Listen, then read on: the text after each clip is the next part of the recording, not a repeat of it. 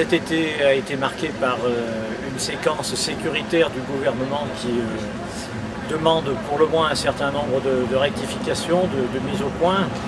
Il faut rappeler que ça a commencé par des incidents très graves où une brigade de gendarmerie a été attaquée et où des policiers ont été mis en cause personnellement par des délinquants et menacés.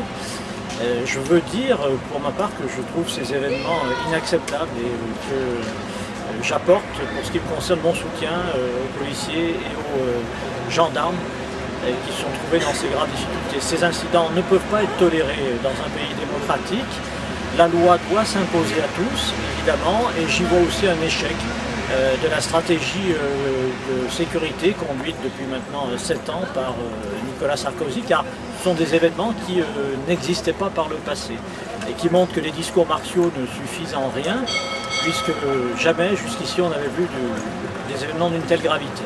À partir de là, on a eu une dérive avec l'amalgame sur les gens du voyage, sur les Roms. Et de la même façon, il faut sans arrêt rappeler que ce sont des questions qui sont absolument différentes. Les gens du voyage ne sont pas les Roms et ne posent pas du tout les mêmes questions.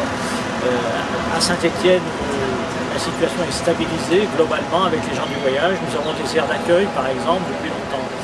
Les populations roms, c'est différent. C'est un problème d'une nature beaucoup plus complexe, de nature européenne. C'est une partie d'un peuple européen rejeté, en très grande précarité, qui depuis quelques années occupe illégalement dans de nombreuses villes françaises des squats ou des terrains vagues, et ça ne peut pas être accepté, je le dis clairement aussi, pour n'importe quel type de population, pour les populations roms comme pour d'autres. On ne peut pas faire fonctionner une société qui accepterait l'occupation illégale, durable, de bâtiments publics ou d'espaces privés, souvent dangereux, y compris pour ces personnes.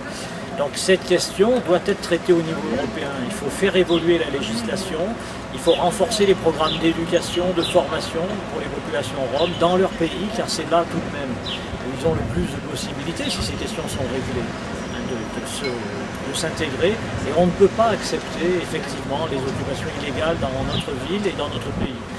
Je crois que le gouvernement là a péché par une insuffisance d'approche du problème au départ, dans ses fondements, en cherchant avec l'Europe ces vraies solutions pour ces populations. Et aujourd'hui, il est contraint de procéder à des évacuations dans des conditions qui peuvent être jugées parfois délicates.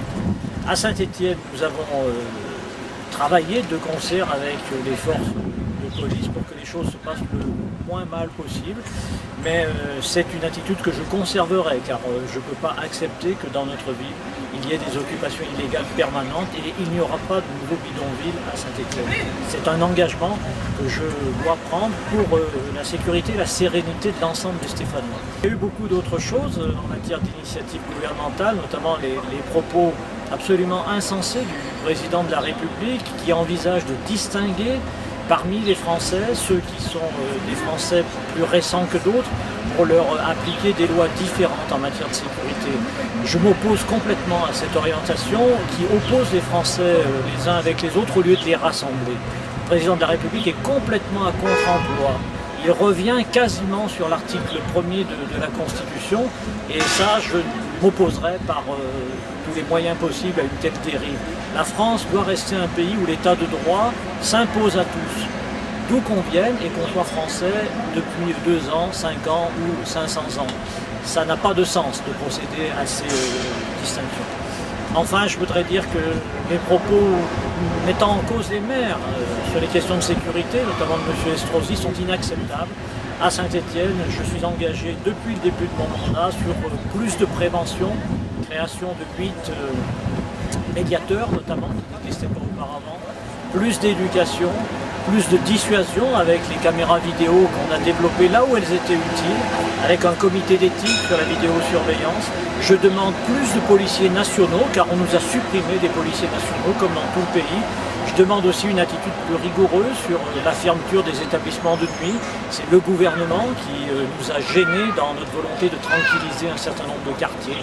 Donc je ne peux pas accepter les mises en cause sur ma volonté de garantir la sécurité pour tous les Stéphanois, car je sais bien que ce sont souvent les plus démunis qui en sont les premières victimes. Voilà, plus de République, on a besoin de ça, plus de cohésion sociale, plus d'organisation européenne.